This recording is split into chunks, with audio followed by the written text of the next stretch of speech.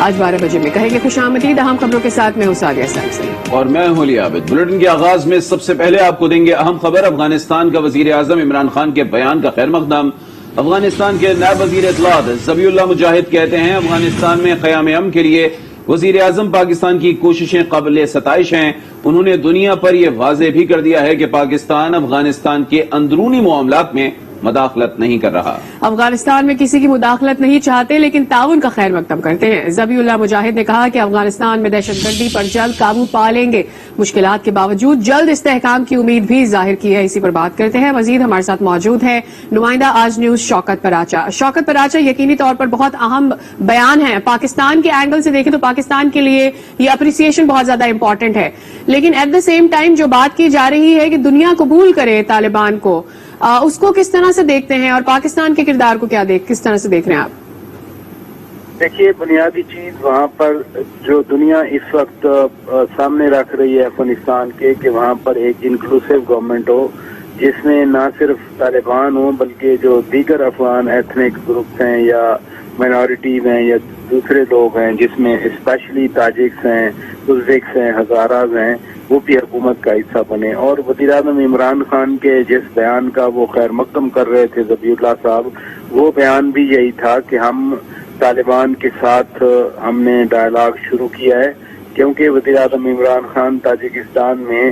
Tajik president امام علی رحمان کے ساتھ ملے تھے تو وہاں پر یہ معاملات آئے تھے اور اس میں اتفاق ہوا تھا کہ طالبان کے ساتھ ڈائلاگ کیا جائے اور جس میں ان تمام دوسرے گروپس کو بھی حکومت میں شامل کیا جائے. اب اگر کوئی دوسرے ملک کا ایک سربراہ یا کسی ملکوں کے سربراہ کسی اور ملک کے بارے میں کہیں کہ فلاں بھی اس میں شامل ہو، حکومت میں فلاں بھی شامل ہو، تو یقیناً وہ ایسے لگتا ہے جیسے ان کے سیاسی معاملات میں مداخلت ہو رہی ہو. لیکن یہاں پر ابھی ذبیح اللہ صاحب نے وزیر اعظم کے اس بیان کا خیر مقدم کیا ہے کہ افغانستان کے ساتھ جو تعاون کریں گے ہم ان کو سراہتے ہیں. اور وزیر اعظم پاکستان کی اسپیشلی جو اس بارے میں ریکنسیلیشن کے بارے کوششیں ہیں وہ قابل ستائش ہیں. تو کانٹیکس یہی ہے کہ اگر تو کوئی مداخلت کرے گا تو ہم وہ مداخلت برداشت نہیں کریں گے، لیکن وہاں پر امن کے لیے ایک حکومتی سیٹ اپ کے لیے اگر کوئی تعاون کرنا چاہتا ہے، وہ ایک ملک ہو یا بہت سارے ممالک ہوں، تو اس کو طالبان کی طرف سے باقاعدہ ویلکم کیا گیا ہے.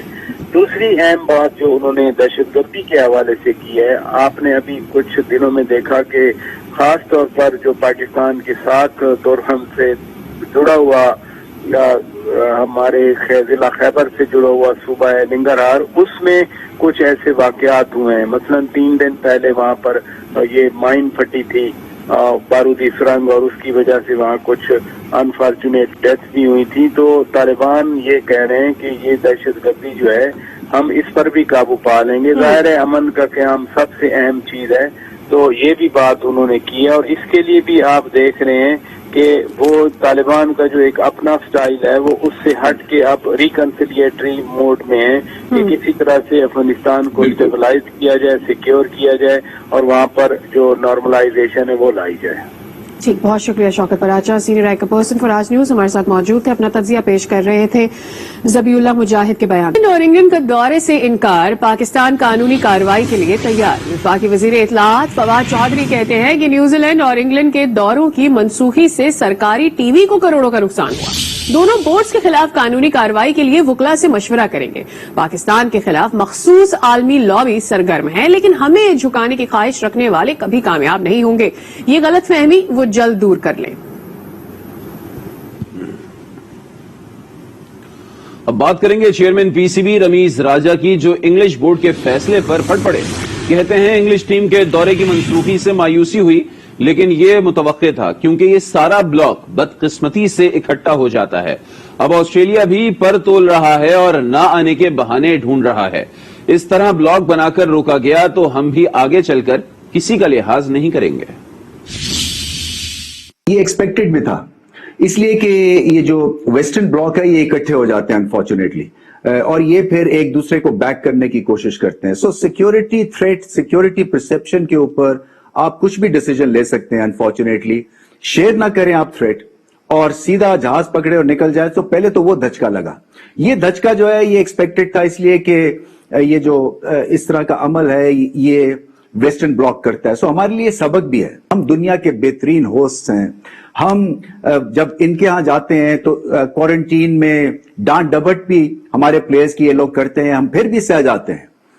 मगर सबक है ना, और सबक यही है कि हम अब वहीं तक जाएंगे जहां पे हमारा इंटरेस्ट है, और हमारा इंटरेस्ट ये है कि पाकिस्तान में क्रिकेट जो है वो रुकनी नहीं है। आगे चल के वेस्ट इंडीज की सीरीज है, वो भी खतरे में पड़ सकती है। फिर ऑस्ट्रेलिया वो भी पर तोल रहे हैं, क्योंकि ये सारा ब्लॉक एक ही है, ऑस्ट्रेलिया, न्यूजीलैंड, इंग्लैंड का। सबक यही है कि हमें क्रिकेट की इकोनॉमी अपनी बहुत बेहतर करनी है, बहुत बड़ी करनी है, ताकि इनका इंटरेस्ट रहे, और ये हमारा भी इंटरेस्ट है, क्योंकि प्लेयर्स को ज्यादा पैसे मिलेंगी, हमारी और इज्जत होगी, इसी तरह क्रिकेट से हमारी इज्जत होगी।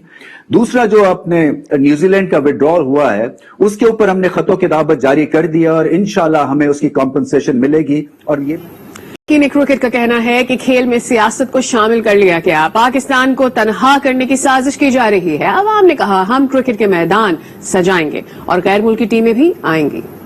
क्रिकेट का शौकीन होने के नाते हमें बहुत ज्यादा दुख है। अनफॉर्चुनेटली जो कुछ हुआ ये बहुत ही बुरा हुआ। हमारा मुल्क तो बहुत ही पुरअमन है, अगर आते भी है क्रिकेट वगैरह के लिए, पहले भी यहाँ पे टीम्स आई हुई है, उनको इतनी सिक्योरिटी इतना ज्यादा जो है फैसिलिटेट करते हैं, लेकिन पता नहीं इन्होंने क्यों मनसूख किया। इंग्लैंड वाले पाकिस्तान वालों की टीम से डर गए हैं। उन्हें पता है पाकिस्तान वाले ऐसा खेलेंगे कि अपने होम ग्राउंड में उन्हें हरा देंगे।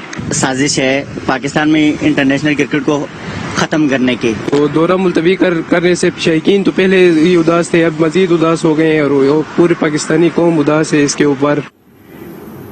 अब आपको बताएं कि हुकूमत जानती है इसके खिलाफ रिपोर्ट सामने आने वाली हैं, इसीलिए ब्लैक मेलिंग पर उतर आई है। चीफ इलेक्शन कमीशन की किरदार कुशी की जा रही है। लीगी रहनुमा एहसन इकबाल की तनकीद। कहा, चीफ इलेक्शन कमिश्नर का नाम हुकूमत ने तजवीज किया था, ऑपोजिशन ने तो हुकूमत के पेश करदा नाम की हिमायत की थी।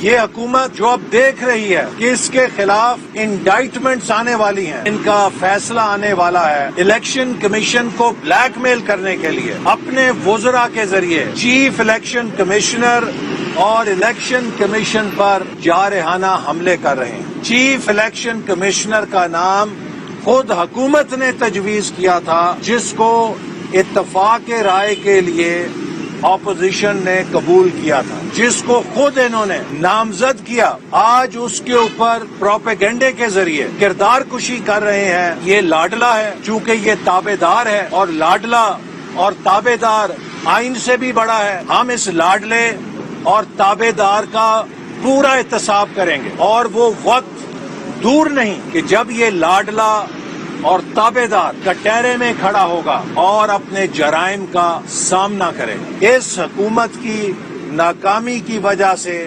पाकिस्तान का फिर बैनुल अक़वामी सतह पर जग हंसाई हो रही है, और खेलों के मैदान दोबारा उजड़ रहे हैं। मुआवने खुसूसी शहबाज गिल कहते हैं कि 30 साल मुल्क लूटने वाले 3 साल का हिसाब मांग रहे हैं। 3 साल गुजर गए, लेकिन दवा लेने के बहाने बाहर जाने वाला मफरूर वापस नहीं आया। करप्ट शरीफ और चोरी में शरीक दरबारी करप्शन का जवाब न दे सके। वजीर आजम इमरान खान ने डूबती हुई मईशत को दुरुस्त सिमत में गामजन किया। 30 साल लूटने वाले 3 साल का हिसाब मांग रहे हैं।